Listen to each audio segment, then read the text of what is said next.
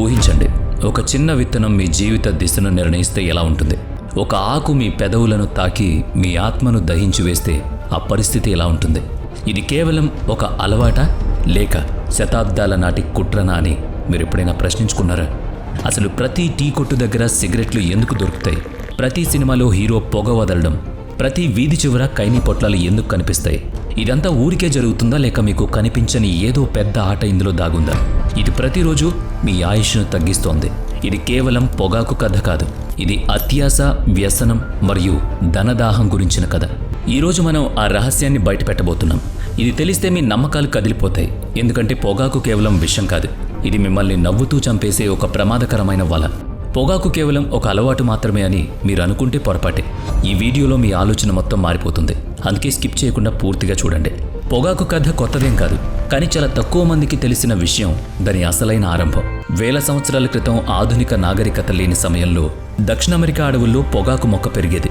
మాయా మరియు ఇంకా నాగరికత ప్రజలు దీన్ని పవిత్రంగా భావించేవారు. ఆ పొగ ఆత్మను ఉన్నత స్థాయికి తీసుకువెళుతుందనే నమ్మకం.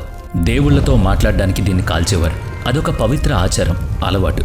కానీ గమనించండి, ఎక్కడైతే పవిత్రత ఉంటుందో అక్కడే అపవిత్రత కూడా దాగుంటుంది. 1492లో క్రిస్టోఫర్ కొలంబస్ అమెరికా గడ్డపై అడుగుపెట్టాడు. అతను బంగారం కోసం అక్కడికి వెళ్ళాడు, కానీ అతడికి దొరికినవి ఆకుపచ్చని పొగాకాకులు. అక్కడ ప్రజలు ఆ ఆకులను కాల్చి పొగ పీల్చడం అతను గమనించాడు. అది చూసి అతని కళ్ళల్లో మెరుపు వచ్చింది. ఇది కేవలం మత్తు కాదు, ఒక వ్యాపారం అని అతనికి అర్థమైంది. అప్పుడే ఒక కొత్త ఆట మొదలైంది. దైవికమైన పొగను మార్కెట్ మంటల్లో నెట్టేశారు.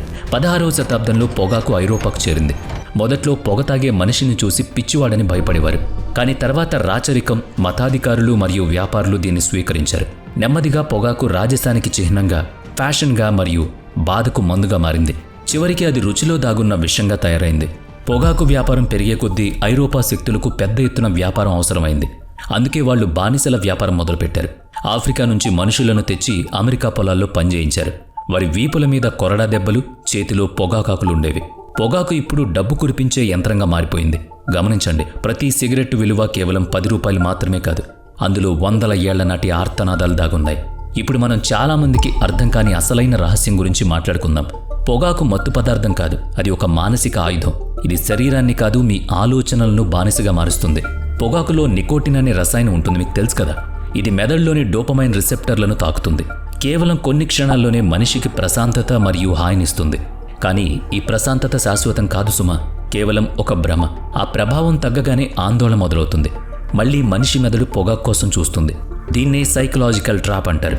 ఈరోజు కోట్లాది మంది ఈ వలలోనే చిక్కుకున్నారు. మీరు ఎప్పుడైనా గమనించారా? ప్రజలు ఒత్తిడిలో ఉన్నప్పుడు లేదా ఒంటరిగా ఉన్నప్పుడు పొగాకు తీసుకుంటారు.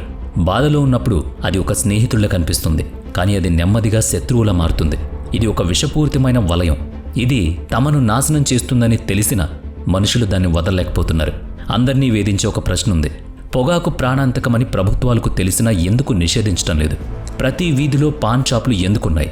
సినిమాల్లో పొగ తాగిన సన్నివేశాలు ఎందుకు పెడుతున్నారు? దీనికి సమాధానం చాలా సింపుల్. డబ్బు. ఇది $1 బిలియన్ పరిశ్రమ. మరణించే వారి శ్వాసలో నడిచే ఒక భారీ యంత్రం. పొగాకు అనేది కేవలం ఒక అలవాటు కాదు, అది ఒక పూర్తి వ్యవస్థ. ఇక్కడ అత్యాస, విజ్ఞాన శాస్త్రం, రాజకీయం, ప్రచారం అన్నీ కలిసే ఉంటాయి. ఎప్పుడైతే విషాన్ని మందుగా, మందును ఫ్యాషన్గా మారుస్తారో అప్పుడు అర్థం చేసుకోండి, అధికారం కేవలం పార్లమెంట్లో మాత్రమే లేదు, అది మీ శ్వాస వరకు చేరుకుంటుంది. మీరు తాగేది మీ ఎంపిక కాదు, అది ముందే నిర్ణయించబడిన ఎంపిక. మీరు దేన్నైతే వ్యసనంగా అనుకుంటున్నారో అది నిజానికి చాలా లోతైన కుట్ర కూడా. ఆ పొగ కేవలం గాలిలోకి వెళ్లడం లేదు, అది మీ భవిష్యత్తును కాల్చేస్తోంది. ఇప్పుడు ఆ పొగాకును తొలగించి చూసే సమయం వచ్చింది. అప్పుడు మీకు సందేహం వస్తుంది, అసలు నేను ఎప్పుడైనా స్వేచ్ఛగా ఉన్నానా అని. 20వ శతాబ్దం ప్రారంభంలో పొగాకు మెల్లగా ఒక ప్రాణాంతక అలవాటుగా మారిపోయింది. అప్పటికే ప్రపంచం మేల్కొంది. డాక్టర్లు హెచ్చరికలు జారీ చేశారు, పరిశోధనలు బయటకొచ్చాయి. ఇది మనిషిని చంపుతుందని శాస్త్రవేత్తలు చెబుతూ వచ్చారు. కానీ అప్పటికే చేయి జారిపోయింది. యుద్ధాలు, హెచ్చరికలు మరియు చట్టాలు చేయలేని పనిని ప్రకటనలు చేశాయి. పొగాకును ఒక ఆకర్షణీయమైన వస్తువుగా మార్చేశాయి. చేతిలో ఒక సిగరెట్, ముఖంపై చిరునవ్వు, లేదా కష్టపడే కార్మికుడి చేతిలో బీడీ, సూపర్ స్టార్ నోటిలో పాన్ మసాలా ఇలా మార్చేశారు. ఎందుకంటే మరణాన్ని అందంగా చూపిస్తే జనం చావడానికి కూడా భయపడరు, అది వాళ్ళకి తెలుసు. పొగాకును సామాన్య ప్రజలకు చేర్చడానికి సినిమా అత్యంత ప్రభావవంతమైన మాధ్యమంగా మారింది.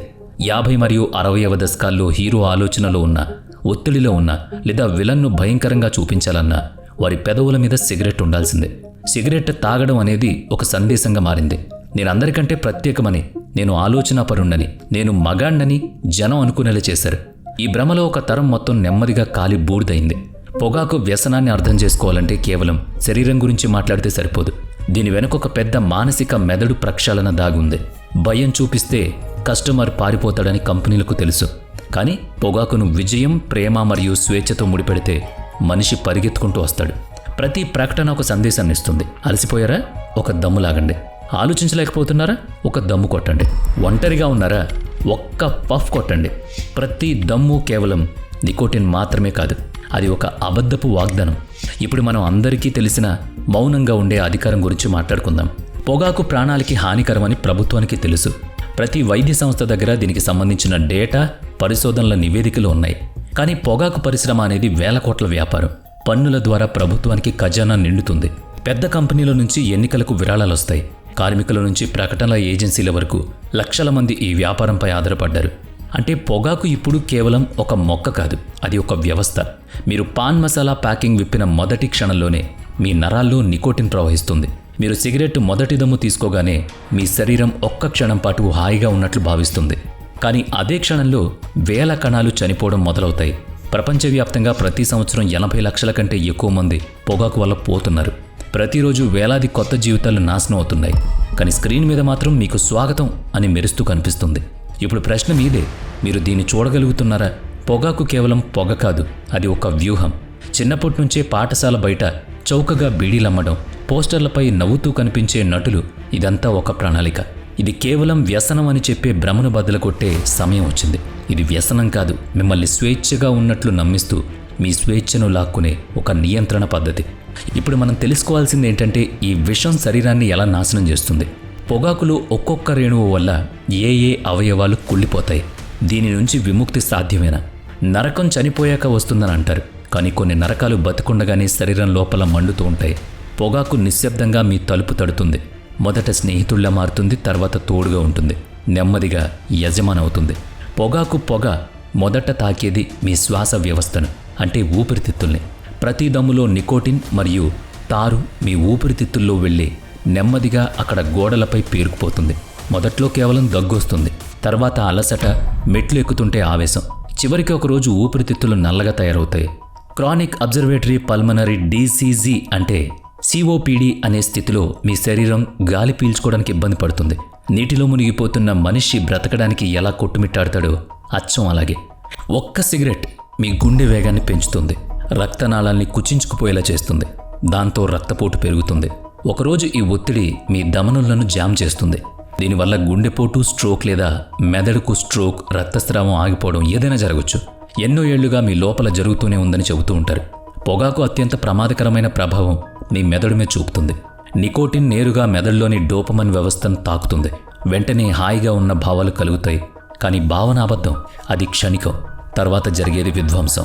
పాన్, గుట్కా, జర్దా మరియు ఖైని ఇవన్నీ కూడా నెమ్మదిగా మీ సెన్సిబిలిటీస్ పోతూ ఉంటాయి. వాటిని నమిలే ప్రతిసారి ఆ చర్మం కాలుతుంది. అక్కడ కణాలు చచ్చిపోతాయి.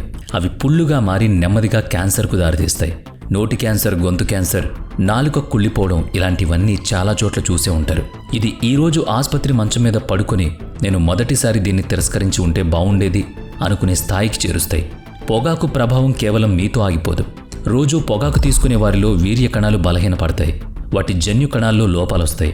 వాళ్ళ పిల్లలు పుట్టుకతోని జబ్బులతో పుడతారు, లేదంటే వీక్గా పుడతారు. ఒకవేళ గర్భవతి అయిన మహిళ పొగాకు తీసుకుంటే మాత్రం ఆ కథ వర్ణనాతీతం. పొగాకిప్పుడు అకస్మాత్తుగా చంపదు, అది నెమ్మదిగా వస్తుంది, దాక్కుని దాడి చేస్తుంది, నమ్మించి మోసం చేస్తుంది. ఒకరోజు ఇక చాలా ఆలస్యమైంది అనిపిస్తుంది. అప్పుడు మీరేం చేయలేరు కూడా. ఇప్పుడు అసలైన ప్రశ్న మీ ముందుకొస్తుంది, దీని నుంచి బయటపడడం సాధ్యమేనా? వ్యసనపరుడు మళ్ళీ స్వేచ్ఛగా ఊపిరి పీల్చుకోగలడా? ఇప్పటి వరకు ఈ వీడియోలో మీలో ఏదైనా కదలిక తెచ్చుంటే, ప్రపంచం దాచిపెట్టిన నిజాన్ని మీరు విన్నట్లయితే ఒక పని ఖచ్చితంగా చేయండి. అదేంటంటే ఈ వీడియోని 10 మందికి చేరవేయండి. ప్రతి పొగాకు ఉత్పత్తిలో నికోటిన్ ఉంటుందని గుర్తుపెట్టుకోండి. ఇది శరీరం లోపలికి వెళ్ళగానే మెదడుకు డోపమైన్ విడుదల చేయమని, అంటే సంతోషాన్ని కలిగించమని ఆదేశిస్తుంది. మీరు సిగరెట్ దమ్ము లాగిన ప్రతిసారి లేదా నోట్లో పాన్ మసాలా వేసుకున్న ప్రతిసారి శరీరం కొన్ని క్షణాల పాటు హాయిగా ఉన్నట్లు భావిస్తుంది. కానీ ఆ హాయి నిజం కాదు, అది ఒక మోసం మాత్రమే. ఆ ప్రభావం తగ్గగానే శరీరం మళ్ళీ నీరసిస్తుంది. విముక్తి అనేది బయట ఎక్కడో ఉండదు, అది మీ లోపలే మొదలవుతుంది. పొగాకు మానేయడం అంటే కేవలం శరీరానికి సంబంధించిన విషయం కాదు, అది మానసిక యుద్ధం, ఒక గొప్ప పోరాటం. నేను స్వేచ్ఛగా ఉండాలి, నా శరీరానికి నేను శత్రువును కాకూడదు అనుకుంటే ఈ క్షణమే ఆ దరిద్రాన్ని వదిలిపెట్టేయండి. ఏదైనా అలవాటు మారడానికి 21 రోజులు పడుతుంది. ఒకవేళ మీరు 21 రోజులు పొగాకు దూరంగా ఉంటే మీ మెదడు మళ్ళీ కొత్తగా ఆలోచించడం మొదలు పెడుతుంది. మొదటి రోజు పోరాటం ఉంటుంది, 5వ రోజు చిరాకు, 7వ రోజు ఆత్మవిశ్వాసం సన్నగిల్లడం, 10వ రోజు కలలో పొగాకు రావడం, ఇలాంటివన్నీ జరుగుతాయి. కానీ 15వ రోజు శరీరం శుద్ధి చేయబడుతుంది. చివరిగా 21వ రోజు మీ ఆలోచన ధోరణి మారుతుంది. ఈ 21 రోజుల్లో మీరు చేసే పోరాటం మీ జీవితాన్ని మరింత ముందుకు తీసుకువెళుతుంది. ఈ యుద్ధం ఒంటరిగా చేయకండి, వేరే వారి సహాయం తీసుకోండి. వ్యసనంతో పోరాడేటప్పుడు చేసే పెద్ద తప్పు మౌనంగా ఉండడం. మీరు నిజంగా మానేయాలనుకుంటే జనంతో కలవండి, ఫ్రెండ్స్తో తిరగండి, కానీ ఆ దరిద్రపు అలవాటు ఉన్న వాళ్ళతో మాత్రం చేరకండి. కోరిక కలిగితే 10 సార్లు దీర్ఘంగా శ్వాస తీసుకోండి, ఆలోచనను మార్చుకోండి, వేరేదైనా నోట్లో వేసుకోండి. పొగాకు మీకు ఎలాంటి జీవితాన్ని ఇస్తుందంటే అందులో ఆరోగ్యం, బంధాలు, డబ్బు మరియు శ్వాసలు అన్నీ నెమ్మదిగా పోతూ ఉంటాయి. కానీ పొగాకును వదిలేస్తే మాత్రం చాలా మీ దగ్గరకు వస్తాయి. స్వచ్ఛమైన ఊపిరి, ఆయుష్ను పెంచే గొప్ప ఆరోగ్యం. మిమ్మల్ని పొగాకుకు బానిసగా మార్చేది మీరు చావకముందే మీ ప్రతి దమ్మును లెక్కిస్తుంది. నోట్ల కట్టల వెనుక దాగి ఉన్న ఆ ముఖం నుంచి ఇప్పుడు తెర తొలగిపోవాలి. మీరు ఆ పొగాకు మానేయాలి. ప్రకటనల్లో సిగరెట్ను గొప్పతనంగా చూపిస్తారు, మగతనం గురించి మాట్లాడుకునేలా చేస్తారు. ప్రశాంతత అనే భ్రమను సిగరెట్ ద్వారా కలుగుతుందని చూపిస్తారు. కానీ తెర వెనుక ప్రతి బ్రాండ్కు తెలుసు వాళ్ళు చేసేది మోసమని, వాళ్ళు అమ్మేది విషమని. పాన్ మసాలా పేరుతో, యాలకుల మిశ్రమం పేరుతో కంపెనీలు దోచుకుంటున్నాయి, ప్రజల శరీరాల్ని గొల్ల చేస్తున్నాయి. సినీ తారలు, పెద్ద క్రీడాకారులు, సోషల్ మీడియాలో ప్రముఖులు వాళ్ళందరూ యాడ్స్లో నటిస్తారు, కానీ నిజ జీవితంలో వాటిని వాడరు. ఇది మాత్రం గుర్తుపెట్టుకోండి. ప్రభుత్వాలు పొగాకును ఎందుకు నిషేధించడం లేదు? పొగాకు వల్ల ప్రతి ఏటా లక్షల కోట్ల రూపాయల ఆదాయం వస్తుంది. ప్రభుత్వాలు నడవాలంటే ఖజానా నిండాలి. ఖజానా నిండాలంటే ఇవన్నీ తప్పని పనులు. వాళ్ళకి మనుషుల ప్రాణాల కంటే వాళ్ళ రాజకీయాలు, గౌరవాలు ఇవే ముఖ్యం. దీనివల్ల కేవలం పొగాకే అమ్ముడుపోదు. ఆ పొగాకు వల్ల బానిసలై ఆరోగ్యాలు పోగొట్టుకున్న మనం మెడికల్ షాప్స్ చుట్టూ తిరిగితే ఆ మందుల నుంచి వచ్చేది కూడా ఆదాయమే. ప్రతి పొగాకు ఉత్పత్తిపై ఆరోగ్యానికి హానికరం అని చిన్నగా రాస్తారు, ప్రమోషన్ మాత్రం పెద్దగా చేస్తారు. చిన్న ప్యాకెట్లు, రంగురంగుల పౌచ్లు, తీపి రుచులు కలపడం, దాంతోపాటు 14 లేదా 15 ఏళ్ల పిల్లాడు ఇది చాక్లెట్ లాంటిది అని తిని అలవాటు పడ్డం, ఇవన్నీ కూడా మార్కెటింగ్ స్ట్రాటజీస్. మీరు తీసుకునే ఒక్క నిర్ణయం ఎన్నో తరాలు నాశనం చేయకుండా కాపాడుతుంది. ఆ పొగాకు మానేయడం వల్ల మీరు మాత్రమే బాగుపడరు, మీతో పాటు మీ కుటుంబానికి ఒక గొప్ప భరోసా కూడా నిలబడుతుంది. తక్షణమే పొగాకు మానేయండి. దీనికోసం ఏ హెల్ప్ లైన్ నెంబర్కి ఫోన్ చేయాల్సిన అవసరం లేదు. ఒక 20 రోజులు మీతో మీరు పోరాడితే చాలు, ఒక గొప్ప శ్వాస తీసుకోవడానికి, గొప్ప జీవనానికి నాంది పలకడానికి. వీడియో నచ్చితే లైక్ చేయండి, షేర్ చేయండి. ఇప్పటి వరకు మన ఛానల్ని సబ్స్క్రైబ్ చేయనట్లయితే ఇప్పుడే సబ్స్క్రైబ్ చేసుకుని పక్కనే ఉన్న బెల్ ఐకాన్పై క్లిక్ చేయండి. నెక్స్ట్ వీడియోలో మళ్ళీ కలుద్దాం. Thanks for watching.